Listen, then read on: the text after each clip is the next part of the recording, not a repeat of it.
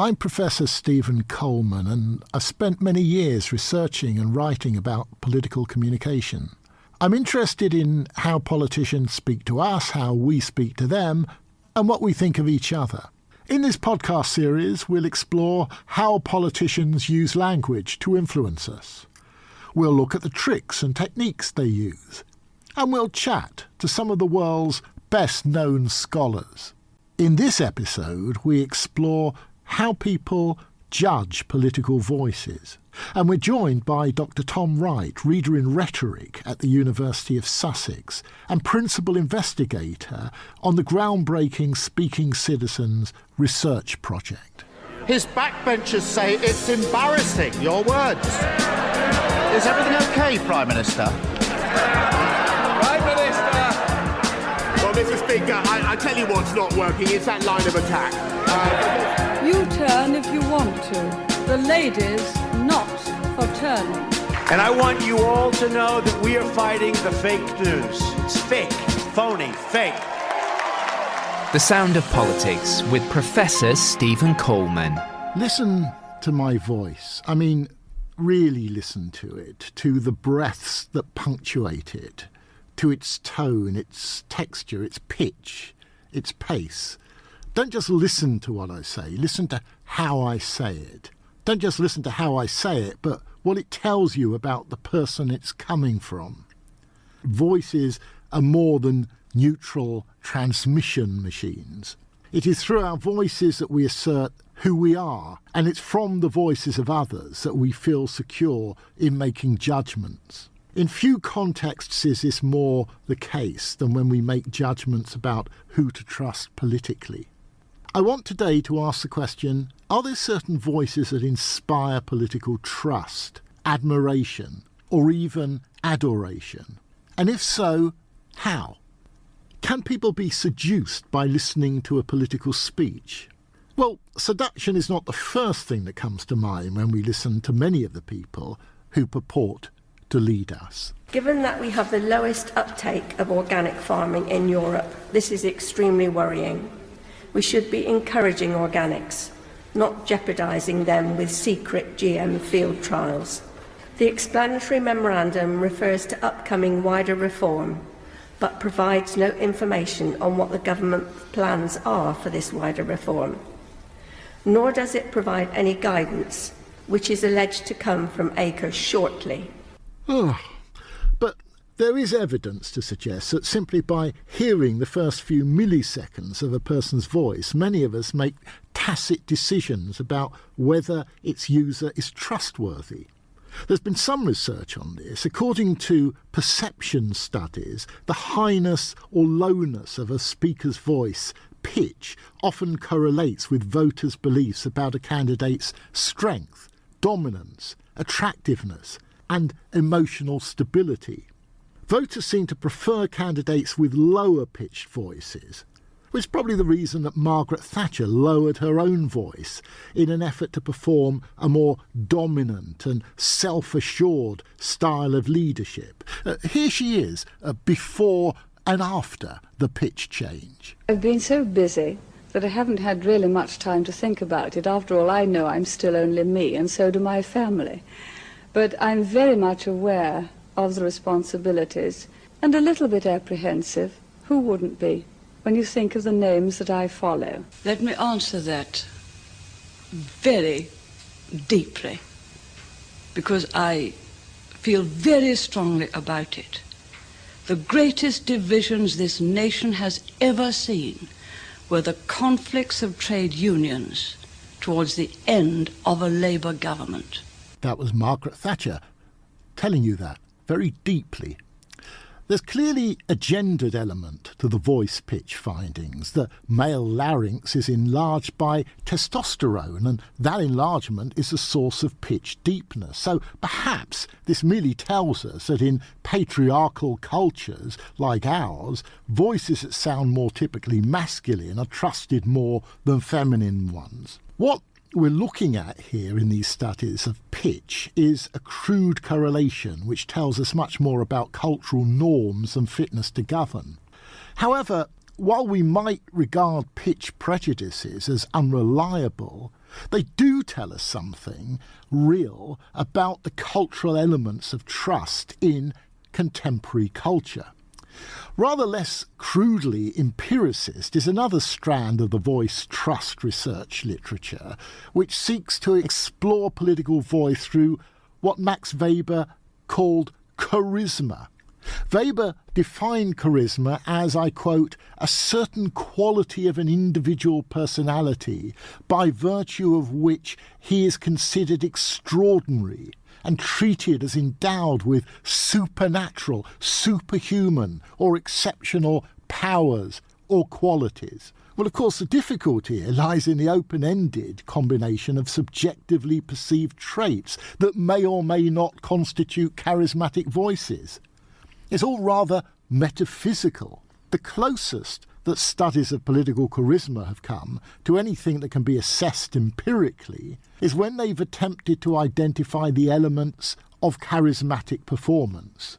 Charismatic speakers, they say, are exceptionally passionate in their prosodic style. In other words, the way in which they emphasise vowels and consonants within certain words. Their voices possess an energetic and irregular sort of modulation that appears to reflect lively, purposeful and avid spirits. Perhaps this is the kind of thing they have in mind. We introduced the health service. We were absolutely bankrupt, but we introduced the health service because that was needed.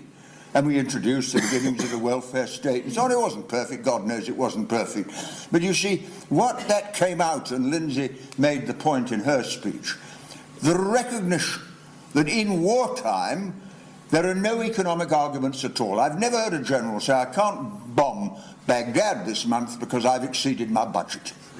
In wartime, you do whatever is required. And we should adopt the principle that in peacetime, you do whatever is required. People want jobs, they want homes, want a decent income, they got education for their kids, they want health care, if they're unemployed to be protected, if they're old to be looked after, and they want peace. That's what people want. I didn't know you, Jordan. I know your aunt, and I've talked to your daddy. And one thing I promise is in your name, we're going to change how they deal with homelessness. In your name, we're going to change how they deal with the mentally ill.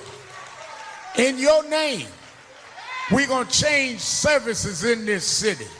Jordan, you didn't die for nothing. What they meant for bad, we'll make good. We're going to have a new city and new city services. So if we look angry, we are. But we're not mad. Difference between going mad and being angry. Yes, we're angry. Because we're at another funeral we shouldn't have had to be at. Yes, we're angry. Because you see our children as objects rather than human. Yes, we're angry. Because you keep choking us to death rather than living and building us up. And we won't stop till we change this nation. We won't stop till we change this city. We won't stop until the Jordans get help. When they scream, we're going to help them, not choke them. We're going to stand up. There'll be no justice. There'll be no peace. Yeah, it's all rather prosodically extravagant and vivacious and charismatic, I suppose, but it's all rather subjective, isn't it? What is profound dramatic impact to you might sound like forced histrionics to me. What you hear as the eloquent revelation of an exceptional spirit might strike me as bombastic hyperconfidence. Determining what sort of vocal sounds equate with charismatic qualities is so subjectively relative that it amounts to either saying this voice is charismatic because I think it is, or this voice is charismatic because it corresponds to qualities valued by people and institutions who think they know what charisma is. So measuring pitch variations and searching for elusive signs of esoteric charisma seem to me to miss the point. Both of them seek to identify something that is already there in the voice, that is discovered like gold down a mine and then revered by pliant audiences. But I suspect that something quite different is going on around trust. Trust is not in the voice, but in the mind and ear of the listener. People trust voices that appear to offer them qualities of comfort that they were already in search of. In other words, trust is generated by audience demand rather than mysteriously emanating from charismatic supply. Some people are listening out for a voice that will simplify the complexity of the world. Others are listening out for signs of strength and domination. Others feel in need of hope, so will trust a voice that offers grounds for that. Then there are those who just want to be left alone. For them, the voice of quiet, technocratic efficiency might seem to be the most trustworthy. Others believe that they can only ever experience belonging by defining themselves in contrast to a malignant other, and will therefore trust a voice that speaks to you, but never to them. What I am suggesting here is that trust is largely a product of projection. And voices are ideal objects for projection because within their many layers and polysemic resonances, they're open to an array of conjectural interpretations. If I'm right about this, we should conclude that there's little that is trustworthy about political trust, especially when it's based upon oral attraction. Trusting a political voice is an unstable exercise. For three reasons, I think. First of all, because who you trust changes according to how you feel. The declamatory heroism of the Churchillian voice seems trustworthy during the uncertainty of a world war. But when it's time to build a better world out of the peace, it can seem pompously distant from everyday life. This is exactly what happened to Winston Churchill in the 1945 election, when the modest sound of the mousy Attlee voice resonated much more with a population that was tired of militaristic bluster. Secondly, if trust is demand-led, then increasingly consumerist politicians will adapt their performances in accordance with the whims of the political market. Gaining public trust becomes a performative exercise, with speech and sound tested on focus groups to ensure their palatability. Far from being a subtle, somewhat intangible effect, trustworthiness is conceived as a tactical contrivance. Trust me, I'm your echo. Thirdly, the voice you like might not be the voice that is articulating your interests. Most of us can think of at least one example of people to whom we've been instantly attracted who've turned out not to be worthy of our friendship or loyalty at all. That one example can be multiplied many times in the political field. Quite simply, trusting a likeable voice is not a wise basis for offering our political support. But I don't want to suggest that there's nothing we can learn from listening carefully to political voices. I mean, if that were the case, this podcast would be pretty pointless for a start. Here are three things that can help us to reflect upon who we might choose to trust. The first of these I would call congruence, by which I mean a manifest consistency between the words that someone uses, their performance in using them, and their intended meaning. I realise this is a difficult criterion to recognise or evaluate, but I suspect that it's what most of us do every day in the course of our communication. This criterion is most evident in its absence when words are somehow affected or forced, leaving us wondering whether they are what the speaker really means or whether they're saying what we want to hear. When there's something in the vocal tone or the body language that jars with the performed statement, when words and body seem devoid of deep intentionality, more rote performance and released thought. It would be great to explore whether an AI machine could be trained to pick up on these absences. Perhaps the only form of intelligence that can do it, however, belongs to you and I, employing highly unscientific terms like, "There's something not quite genuine about that bloke," or "I wouldn't trust this one further than I could throw him." Secondly, there is what I would call experiential resonance, when a speaker refers to a world that seems familiar to you, not just generally, but in full emotional detail. They're more likely to be trustworthy than when they never do that. I'm more likely to trust someone whose voice speaks to my experience than someone who ignores it or would prefer me to forget about it. Thirdly, there's much to be said for trusting political speakers who do not employ what the philosopher Richard Rorty refers to as a final vocabulary, the sense in which there is a final word to be uttered and an established meaning to be found to describe every single aspect of political reality. Contrary to what Rorty calls the platitude which says there is a single permanent reality to be found behind the many temporary appearances, it makes greater sense to trust speakers whose voices reflect a certain self-doubt, a certain openness, a certain gap in which we can fill in our own words. I'm suggesting here that what we should look out for are not political voices that we can unequivocally believe in, but ones that leave our beliefs sufficient room to breathe and develop. The trustworthy voice should not crush our autonomy and agency, but stimulate them. It should enable its hearers to think for themselves with all of the painful complexity that real thinking and serious emotional engagement entails.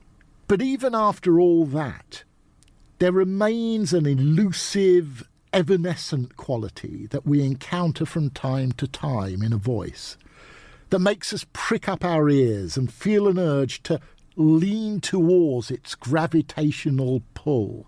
We like the sound of this person. We feel safe with them. Let's call this quality charm.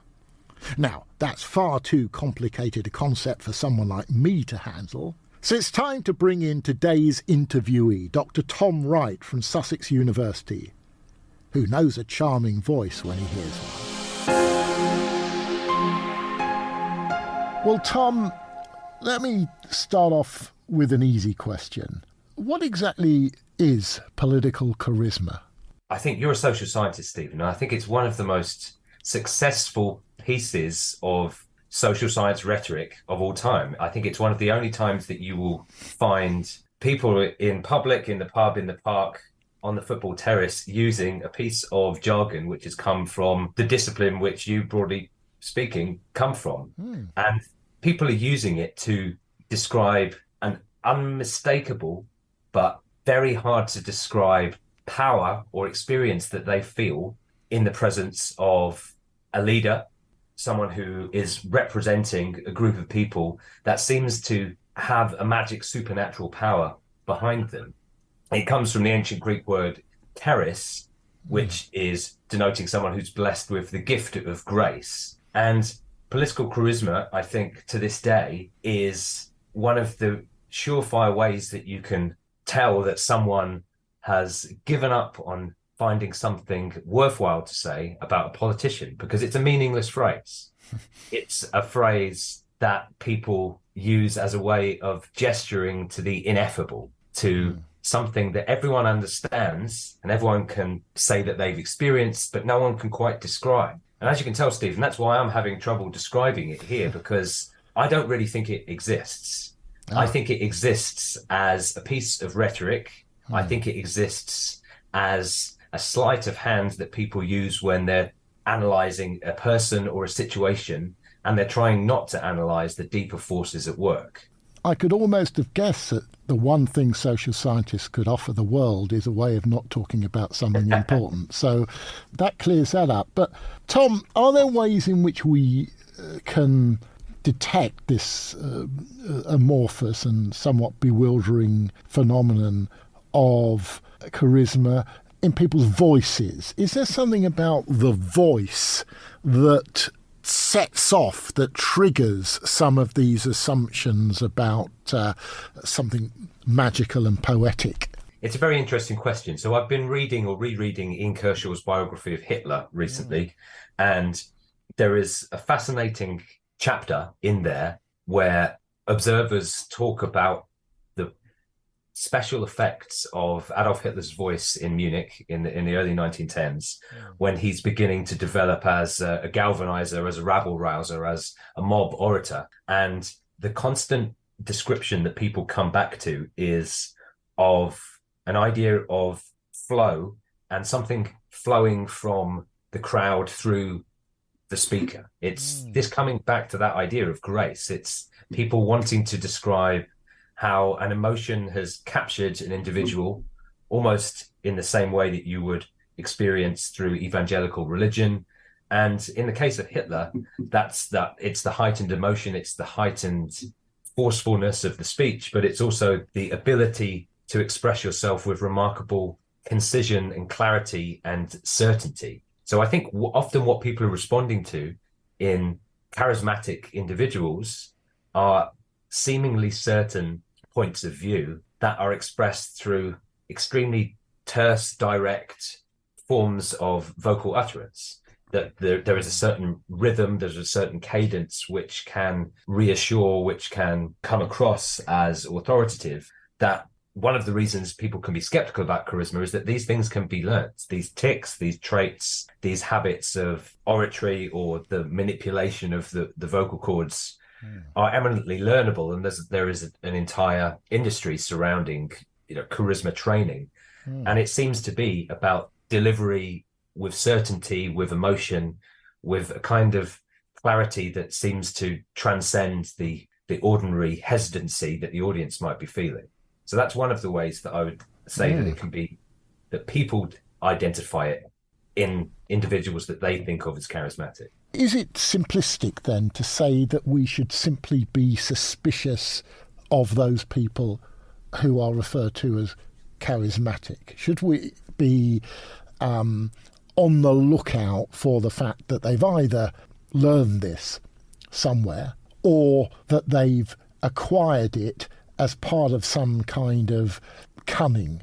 Yeah, I think one of the most interesting ways to think about that is to think about its opposite, to think about anti-charisma. And I'm thinking about two examples here of recent politicians who've tried to distance themselves from a charismatic style of politics, which they explicitly portray as a form of cunning. Okay, one is British and one is American. The American one is far more obvious and well known, and that's Ron DeSantis, the governor of Florida, playing up his anti-Trump personal style, playing into the idea of anti-charisma, that there is a form of anti-personality to the kind of politics that he represents, that he is Trump without the personal magnetism, Trump without the sense that a wave is flowing through him, Trump with Ivy League degrees and a kind of base level competence at marshalling far right politics for his own ends. And I think what we're seeing already is that isn't working. In the US case, people seem to be very willing to embrace the cunning of someone who can work a crowd rather than someone who can work a legislature. In the British case, Rachel Reeves, the Shadow Chancellor, has given a media round in which she said to The Guardian, "I don't do cartwheels. If you're looking for charisma, look somewhere else." In some ways, that she was just repeating what her boss was saying. Keir Starmer also has tried to embody a kind of anti-charismatic politics, that it's not about the cunning of a relationship with an audience or the certainty of a Tony Blair, for example, or the decisive, shambolic charisma of Johnson or Farage or any of these figures who have an emotional relationship with an audience. It's about betting on a public's fluency with charisma and the cunning that it involves, and a desire to move beyond it, a desire to embrace a technocratic, managerial, humdrum, politician next door, lady next door, man next door kind of approach. And that's one which Reeves and Starmer have very interestingly made central to the kind of messaging, the kind of persona that they're trying to put out there. Very much you might say, in contradistinction to the figure that they were originally up against, the far more cunning and far more obviously cunning Johnson. And I should say far more obviously cunning, because I think by the end of his tenure, the tics which had worked for the last 15 years, the cunning had become far more evident. And as a result, the effects of the charismatic connection that he was able to draw upon with his colleagues and with his constituents was diminished. Yes, and I suppose there's a balance here, isn't there, that one thinks of somebody like Ian Duncan Smith during his brief tenure as Conservative Party leader, where he said, I'm a quiet man and I don't do these sort of tricks. And people said, yes, you are a quiet man and you're not interesting. And then there are other times when you've got what Keir Starmer may well be more successful at doing, which is, in a sense, as you've described. Are politicians, Tom, particularly good at picking up on what I would call cultural moods? Are they good at sensing what people are feeling and what they want, the tone with which they want to be addressed?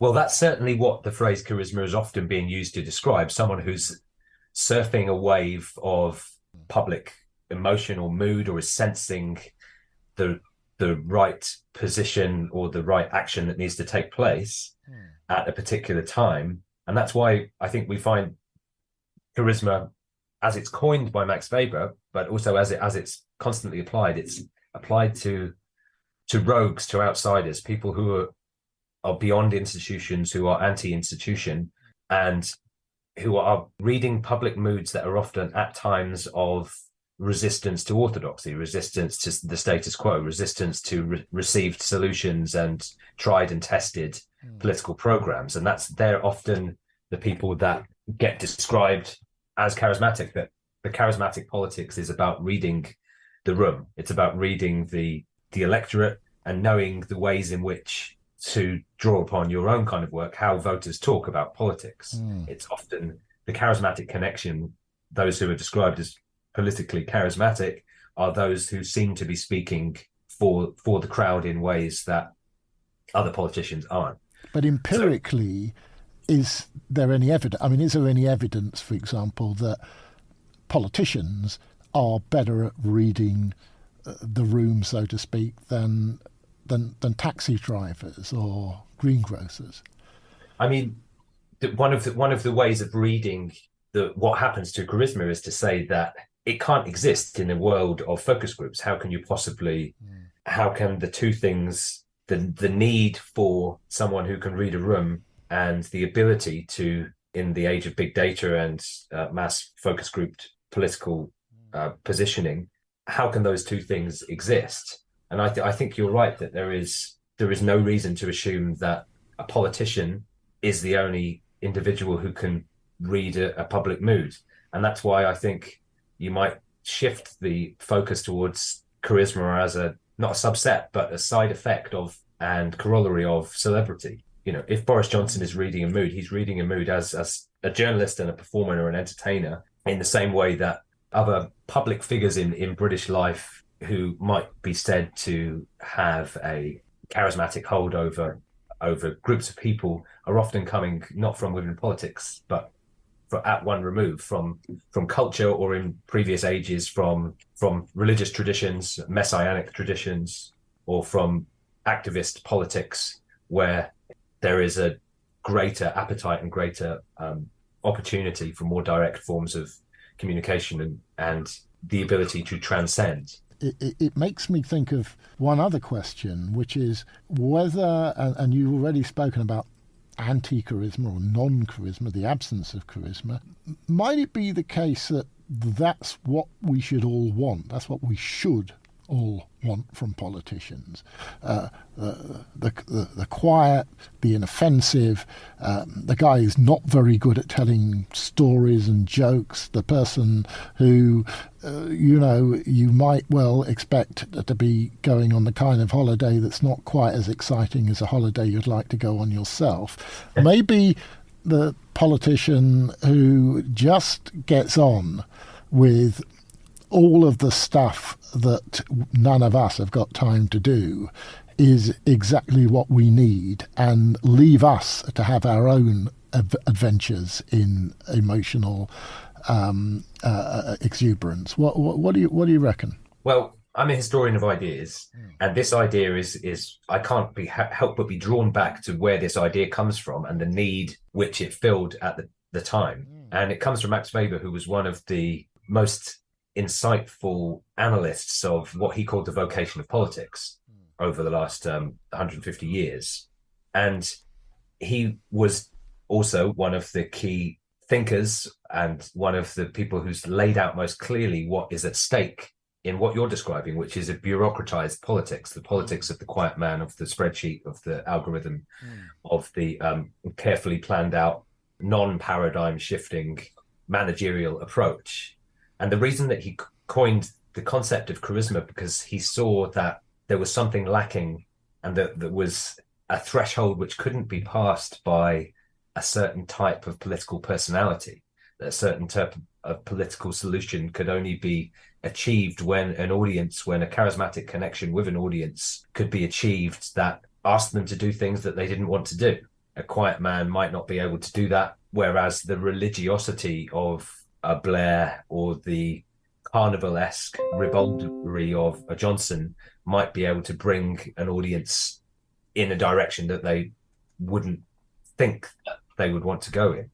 Why I'm fascinated by us talking about this word charisma rather than lots of other words today is that it's always been there to name a problem. And the problem is politics as normal sufficient? Is there a need which is a need to obey, which is bigger than and more profound than the normal processes of bureaucratic and legislative politics?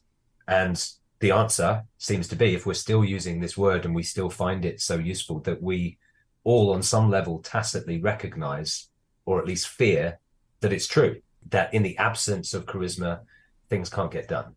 Tom, I think you've given us a brilliant and creative set of insights into this rather dangerous excess, as you've described it, this sense in which, on the one hand, we can't live with it, and on the other hand, we can't live without it. And I think you've tipped the scales, at least for me, in the direction of trying to live without it. So I really want to thank you for taking the time to have this conversation. It's my pleasure, Stephen. His backbenchers say it's embarrassing, your words. Is everything okay, Prime Minister? Prime Minister! Well, Mr. Speaker, I tell you what's not working, it's that line of attack. You turn if you want to. The lady's not for turning. And I want you all to know that we are fighting the fake news. It's fake, phony, fake. The Sound of Politics with Professor Stephen Coleman.